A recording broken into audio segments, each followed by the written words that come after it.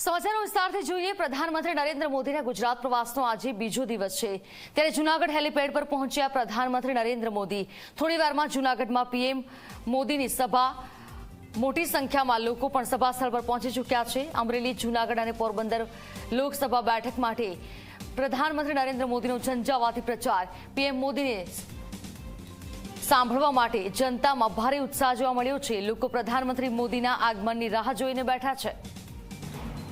સંવાદદાતા ગૌરવ દવે મારી સાથે ફોન લાઈન પર જોડાયા છે। ગૌરવ, પ્રધાનમંત્રી થોડી ક્ષણોમાં સભા સ્થળ પર પહોંચી જશે। જૂનાગઢમાં પ્રધાનમંત્રીની આ સભા ખૂબ જ મહત્વની, લોકોમાં કેટલો ઉત્સાહ છે, કયા પ્રકારની તૈયારીઓ છે? જરા પ્રધાનમંત્રી નરેન્દ્ર મોદી સતત 2 દિવસથી ગુજરાતના પ્રવાસે છે અને જાહેર સભાઓ છે તે સંબોધી અને ઝંઝાવાતી પ્રચાર છે તે ભારતીય જનતા પાર્ટીનો કરી રહ્યા છે। આજે સવારે તેમને સુરેન્દ્રનગર ખાતે સભા જે રીતના સંબોધી, આણંદ ખાતે સભા સંબોધી અને ત્યાર પછી હવે તેઓ જૂનાગઢ છે તે પહોંચ્યા છે। હેલીપેડ ખાતે તેમનું આગમન છે તે થઈ ચૂક્યું છે। ટૂંક સમયની અંદર જ તેઓ સભા સ્થળ કૃષિ યુનિવર્સિટીના ગ્રાઉન્ડ ખાતે તેઓ પહોંચશે અને ત્યાં પણ તેઓ મોટી સંખ્યામાં કાર્યકરો છે કે તેમને સંબોધન છે તે કરવાના છે।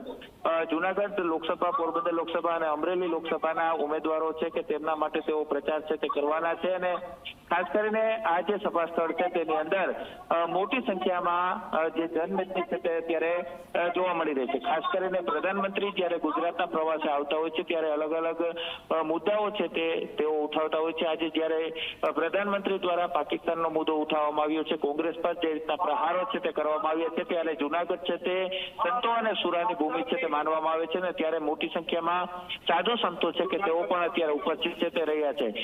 લોખંડી બંદોબસ્ત છે તે આ સભાની અંદર ગોઠવવામાં આવ્યો છે। પ્રધાનમંત્રી ટૂંક સમયની અંદર જ જ્યારે સ્ટેજ ઉપર આવવાના છે ત્યારે ભારત માતાની જયના નાદ સાથે તમામ જે કાર્યકરો છે કે પ્રધાનમંત્રીનું જે સ્વાગત છે તે કરવાના છે।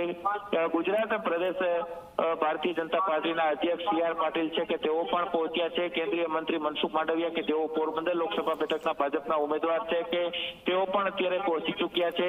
અમરેલી લોકસભા બેઠકના ભાજપના ઉમેદવાર ભરત સુતરિયા છે તેઓ પણ અહીં ઉપસ્થિત છે તે જોવા મળી રહ્યા છે। સાથે જ માણાવદર ખાતે વિધાનસભાની જે પેટા ચૂંટણી છે અને પેટા ચૂંટણીના ઉમેદવાર જે છે તે પણ અત્યારે અહીં ઉપસ્થિત છે તે જોવા મળી રહ્યા છે। જૂનાગઢ લોકસભા બેઠકના ભાજપના ઉમેદવાર રાજેશ ચુડાસમા છે કે તેઓ પણ અત્યારે સ્ટેજ ઉપર ઉપસ્થિત છે। સાથે જ ઇફકોના ચેરમેન દિલીપ સંઘાણી છે તેઓ પણ ખાસ ઉપસ્થિત છે તે રહ્યા છે। પૂર્વ મંત્રી પણ આ કાર્યક્રમોની અંદર ઉપસ્થિત છે તે જોવા મળી રહ્યા છે। જૂનાગઢ ખાતે મોટી સંખ્યાની અંદર કાર્યકરો છે તેમને પ્રધાનમંત્રી દ્વારા સંબોધન છે તે કરવામાં આવશે ને બિલકુલથી ગૌરવ, આભાર આપના તમામ જાણકારી માટે।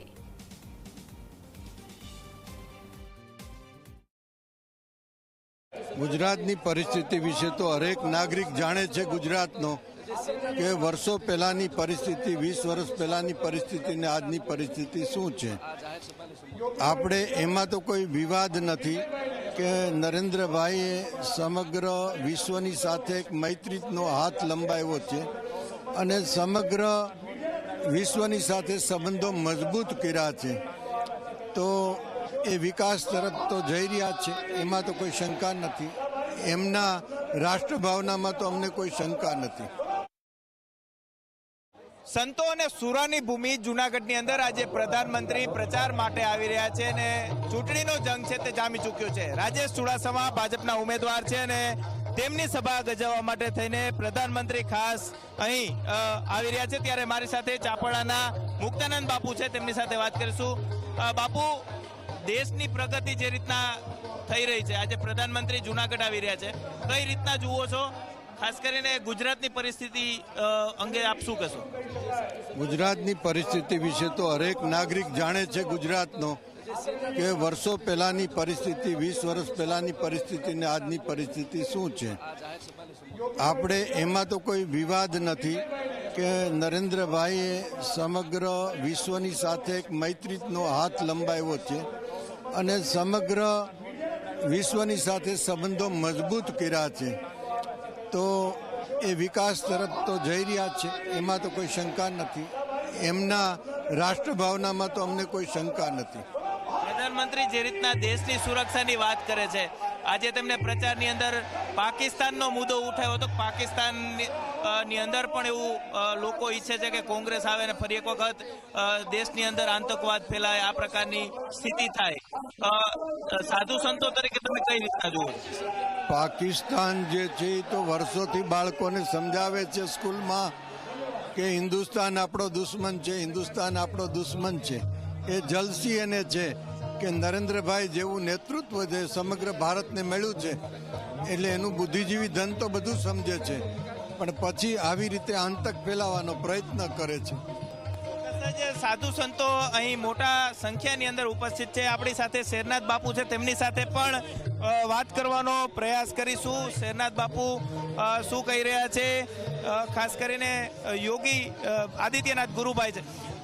આદેશ બાપુ, ખાસ જે રીતના પ્રધાનમંત્રી આવી રહ્યા છે આજે જુનાગઢમાં, કઈ રીતના જોઈ રહ્યા છો? તે 3 લોકસભાનો પ્રચાર કરી રહ્યા છે.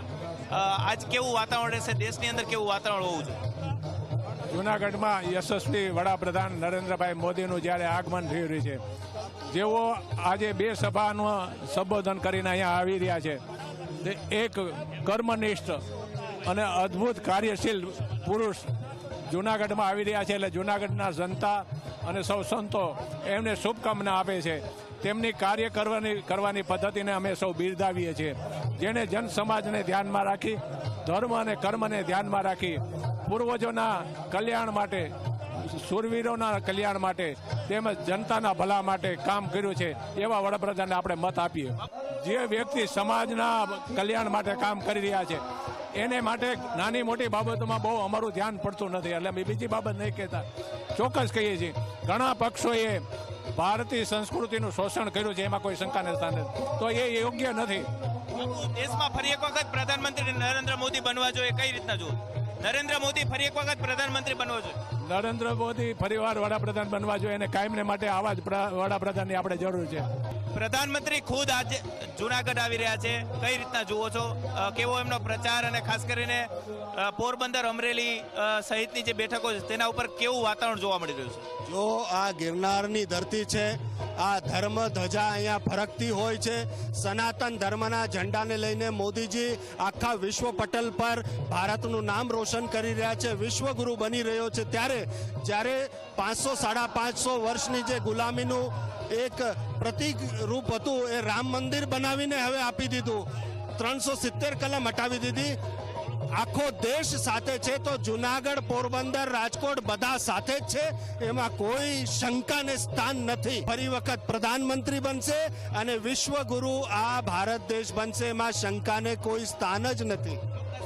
જુનાગઢના જે સાધુ સંતો છે કે તેઓ પ્રધાનમંત્રીના સમર્થનમાં આવ્યા છે અને પ્રધાનમંત્રીની સભાની અંદર મોટી સંખ્યામાં સાધુ સંતો છે તે અત્યારે ઉપસ્થિત છે, તે જોવા મળી રહ્યા છે. ટૂંક સમયની અંદર જ પ્રધાનમંત્રી છે કે તેઓ અહીં પહોંચવાના છે અને સંબોધન છે તે કરવાના છે. ખાસ કરીને સાધુ સંતો છે તેઓ પણ ખુદ કહી રહ્યા છે કે પ્રધાનમંત્રી છે કે તેઓ ફરી એક વખત, ત્રીજી વખત દેશના પ્રધાનમંત્રી છે તે નરેન્દ્ર મોદી જ બનવાના છે અને 400 પારનો જે નારો છે તે 400 પારનો નારો આ વખતે પૂર્ણ થવાનો છે તેવું સાધુ સંતોનું માનવું છે.